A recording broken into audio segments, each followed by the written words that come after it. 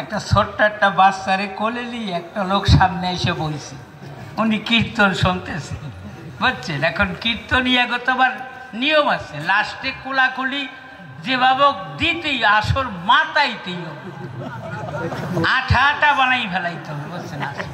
তা নাহলে গান হবে না। কিন্তু বাচ্চাটা কোলের ভিতর তো, এখন একজনেই যে খুলি খোল কাট করে থুয়ে, বুঝছেন, হু হু হু কইয়া জড়াই ধরছে। এখন নিচ দিয়ে জড়াই ধরছে, বাচ্চাটা তলে পড়ছে, চা ভাজা খাইছে, আরো বড় বড় মালা, বুঝছেন, আরো খোল, চাপা খাইয়ে কিছু কইতেই পারে না।